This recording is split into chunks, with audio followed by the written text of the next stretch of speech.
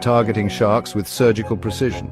They hunt not for meat but for the energy-rich liver, leaving carcasses behind. That behavior is unprecedented, evidence of learned, targeted predation. The remaining sharks flee, abandoning their territory for safety. The ripple effect is dramatic. Seals grow bolder and smaller sharks move in. The ecosystem is reorganizing around a new ruler.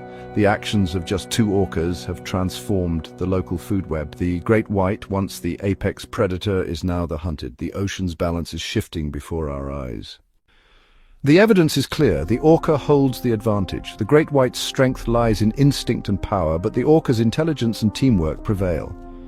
This rivalry is a live demonstration of evolution in action.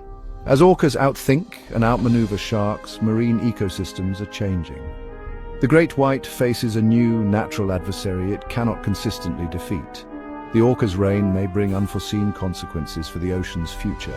For now, the orca stands as the ocean's most formidable predator.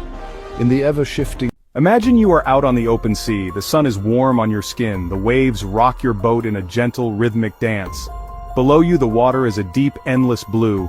It is a place of wonder, but also of profound mystery. Down there in the dark, silent world, creatures beyond our wildest imagination swim. The sunlight can only reach so far. Beneath that shimmering surface lies a kingdom we barely understand, ruled by its own ancient laws. It is a world that has existed long before us. A world that can feel both welcoming and deeply menacing. The ocean has always been a source of fascination and fear. It is a vast wilderness, larger than all the continents combined. Down in that immense space, life thrives in ways that defy our expectations. Suddenly, a shadow moves beneath the waves. It is large, sleek, and impossibly fast. A flash of black and white. The dorsal fin, tall and sharp as a knife, cuts through the water's surface. This is the ocean's apex predator, a hunter at the very top of the food chain. An animal of immense power and startling intelligence. For a long time we have watched them from a safe distance, admiring their grace and family bonds. But something is changing in the deep. These magnificent creatures are behaving in ways we have never seen before. The abyss, it seems, is no longer just a passive, mysterious backdrop to our adventures. The creatures within are sending a message, and we are only now starting to listen, with a growing sense of unease. The killer whale, or orca, is not a whale at all. It is the largest member of the dolphin family. And like its smaller cousins, it possesses a remarkable intelligence. Its brain is one of the largest and most complex in the animal kingdom. This is not just an animal acting on instinct. Orcas live in tight-knit family groups called pods. These pods are often led by the oldest female, the matriarch. She is the keeper of the family's knowledge, a living library of wisdom passed down through generations. They learn the pod's unique dialect, a complex language of clicks, whistles, and calls. Each pod has its own distinct accent, its own way of speaking. A young orca will watch its elders and practice a new skill for years until it has mastered it. This intelligence is most clearly seen when they hunt. In the frigid waters of Antarctica, some orcas have learned to create powerful waves to wash seals off floating ice floes. They work together, a team of powerful bodies moving in perfect harmony to create the perfect surge of water. It is a stunning display of cooperation and problem-solving, a behavior that is learned and passed down from one generation to the next, a true form of culture. This ability to learn and adapt is the key to their success as a species. They observe, they experiment, and they share what they have learned. But it is this very same intelligence, this ability to learn and change, that now lies at the heart of a new and deeply troubling mystery. What happens when such a clever animal learns a new destructive behavior directed at us? For decades, the unwritten rule of the ocean was simple. Orcas in the wild do not harm humans. We could sail our boats, watch them from a respectful distance, and feel a sense of wonder, not fear. They would often swim near vessels, but they always kept their distance. They were powerful, yes, but they were seen as gentle giants. That unspoken truce has now been broken. The rules are changing. Beginning around 2020, a new and shocking pattern emerged. It started subtly with a few isolated reports. A boat would be sailing peacefully, and then, without warning, a group of orcas would appear. But they were not just swimming by. They would approach the stern and begin to push and ram the rudder. The encounters were deliberate, focused, and sometimes lasted for over an hour. What was once rare has now become alarmingly common, particularly off the coasts of Spain and Portugal. Hundreds of incidents have been recorded. The orcas, working in groups, methodically attack the rudders. They bite them, they shake them, they break them clean off. With the rudder gone, the boat is left stranded, unable to steer, adrift at the mercy of the waves. And all of this is being captured on camera. Phone footage from terrified sailors shows the orcas moving with purpose as they dismantle the boats piece by piece. This is not random aggression. The behavior is too specific, too consistent. The orcas are targeting a very precise part of the boats. It seems to be a learned technique, a new cultural trend spreading through the population. Scientists and sailors are baffled. Is this a new form of play? Is it a response to some perceived threat, or is it something else entirely? The footage is undeniable. The ocean's greatest predator has turned its attention to us, and we have no idea why. The deep, once a place of distant wonder, now feels much closer and far more threatening. In the search for answers, scientists have focused on one individual orca. Her name is White Glattis. Researchers believe she may be the key to understanding this entire phenomenon. The theory is that White Glattis was the first. She may have had a traumatic experience with a boat. Perhaps she was struck by a rudder or became entangled in fishing gear. This negative encounter could have triggered a defensive response. In her intelligent mind, the boat, and specifically its rudder, became a threat. And so, she started to fight back, hitting the boats to neutralize the danger. Because orcas are such social and intelligent learners, this behavior did not remain with her alone. Other orcas in her pod, especially the younger ones, would have observed her actions. They saw her ramming the rudders. They saw the result, and they began to copy her. What started as one individual's response to a traumatic event may have quickly spread through the local population. It became a new tradition, a learned behavior passed from mother to calf, from one friend to another. The attacks became a coordinated group activity, a new cultural fad for this specific community of Iberian orcas. For them, it might not even be about revenge or fear anymore.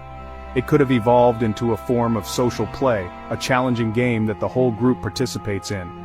But it is a game with very serious consequences for the humans who find themselves caught in the middle of it. If one orca's bad experience can create a new, aggressive tradition, what does that say about our relationship with these animals? We are filling their home with noise, with ships, and with our fishing equipment. Are we creating more and more White Glattises around the world? The story of White Glattis is not just about one orca. It is a powerful and unsettling warning about the impact we have on the minds of the creatures we share this planet with. So, to really understand the power behind these boat attacks, we first need to appreciate the orca's place in the natural world. They are, without question, the ocean's ultimate predator. Orcas have no natural enemies. Nothing hunts an orca. They can, and do, hunt almost every large animal in the sea. The name killer whale was actually a mistranslation of an older name, whale killer, which was given to them by ancient sailors who witnessed their incredible hunting prowess. People saw them hunting in packs like wolves of the sea, taking down even the largest of whales. Their hunts are often brutal but always brilliantly executed. Just consider for a moment their pursuit of a gray whale calf. A pod of orcas will work together for hours to separate a young calf from its massive, protective mother. They relentlessly chase, ram, and even leap upon the mother and calf. Even great white sharks, which are themselves fearsome predators, aren't safe from orcas. In the waters off South Africa, orcas have been observed hunting these massive sharks with surgical precision. They've learned how to flip a shark upside down, inducing a state of temporary paralysis called tonic immobility. Once the shark is helpless, the orcas will eat only the liver, which is rich in oil and nutrients. The rest of the carcass is left to sink to the seafloor. This highly selective feeding behavior shows an incredible level of knowledge about the anatomy of their prey. Their diet is incredibly varied and really depends on where they live. Some pods specialize in fish, like salmon or herring, using sound to herd them into tight bait balls. This adaptability is what has allowed them to thrive in every ocean on Earth, from the icy poles all the way to the warm equator. They are a global species with a global reach, and their power is respected by every other creature in the sea. And now this is the animal that is turning its attention to our boats. The attacks on boats are not chaotic, they are methodical, almost scientific in their execution. Survivors consistently report the same sequence of events. First comes the approach. The orcas appear suddenly, their fins slicing through the water, then the first bump. It is a gentle nudge at first, as if they are testing the boat's structure. Soon the bumps become harder, more violent. The entire vessel shudders with the force of the impacts. The The crew can hear the strange, eerie whistles and clicks of the orcas, communicating with each other through the hull of the boat, coordinating their assault. The focus is almost always the rudder. The orcas seem to understand that this is the boat's weak point, the key to its control. They use their powerful jaws and immense body weight to wrench it back and forth. Sailors describe the terrifying sound of splintering fiberglass and groaning metal as the rudder is twisted beyond its limits. Sometimes several orcas will work together on the rudder, one pushing while another bites. They are relentless. They will not stop until the rudder is damaged or completely torn away, leaving the boat crippled and adrift. It is a deconstruction, not a mindless rage. Once the rudder is destroyed, the orcas often continue their interaction. Some sailors have reported that the orcas seem to lose interest once the boat is disabled, as if their mission is complete. In some of the most extreme cases, the damage to the hull has been so severe that the boats have taken on water and sunk, forcing the sailors to abandon ship and escape on life rafts. The coordinated, targeted behavior is what makes these encounters so chilling. It is not the wild, untargeted aggression of a simple beast. It feels intelligent. It feels calculated. The orcas seem to have identified a vulnerability in our technology and are exploiting it. They have learned that by removing one small part, they can render a large, complex machine completely helpless. It is a powerful reminder that we are not the only intelligent, tool-using species on this planet, and their tools are their bodies, their minds, and their incredible teamwork. Why is this happening now? Why, after centuries of peaceful coexistence, have these orcas suddenly turned on our boats? Scientists are scrambling for answers, and most theories point back to us. The ocean is no longer the quiet, pristine wilderness it once was. It is a crowded and noisy place. The constant hum of container ships, the roar of motorboats, and the deafening blasts of seismic surveys have turned the ocean into a chaotic soundscape. For an animal that relies on sound to communicate, hunt, and navigate, this noise is a constant source of stress and confusion. Another major factor is the scarcity of food. Overfishing has depleted many of the world's fish stocks. In the waters around Spain and Portugal, the orca's primary food source is the bluefin tuna. As tuna populations have declined due to intense fishing pressure, the orcas must work harder to find food. This increased competition brings them into more frequent contact with fishing boats and fishing gear. It is possible that the attacks are a form of competition, a way for the orcas to drive away the vessels they see as rivals for their food. Climate change is also playing a role, altering ocean currents and water temperatures. These changes affect the distribution of prey animals, forcing the orcas to travel further and into new areas to find food. The combination of noise, hunger, and a changing environment creates a perfect storm of stressors. The ocean is becoming a more difficult place for orcas to live, and their new behavior might be a direct symptom of that struggle. They are not just attacking boats, they may be screaming for help in the only way they know how. Perhaps the simplest explanation is also the most unsettling. Perhaps they are just angry. The theory of white Glattis suggests that a single traumatic event could trigger a learned retaliatory behavior. If an orca was injured by a boat, it is not a huge leap for its intelligent mind to associate all boats with that pain. The attacks could be a form of revenge, a direct and targeted response to a perceived wrong. It might be less of a mystery and more of a simple, logical reaction from a highly intelligent creature that has been pushed too far by a world that is becoming increasingly hostile to its existence. The actions of these Iberian orcas serve as a powerful and urgent warning. They remind us that the ocean is not a resource to be endlessly exploited, but a complex ecosystem filled with intelligent, sentient beings. For too long, we have treated the seas as a dumping ground and a pantry, taking what we want without considering the consequences for its inhabitants. We have filled their home with our noise, our plastic, and our ships, and we have taken their food. Now it seems the ocean's top predator is beginning to push back. Their behavior is a mirror, reflecting the pressures we are putting on their world. This is not just a local problem confined to the coast of Spain, it is a global wake-up call. If a population of orcas can learn and spread this behavior in one part of the world, what is to stop it from happening elsewhere? Orcas all over the globe face similar threats from noise pollution, food scarcity, and entanglement in fishing gear.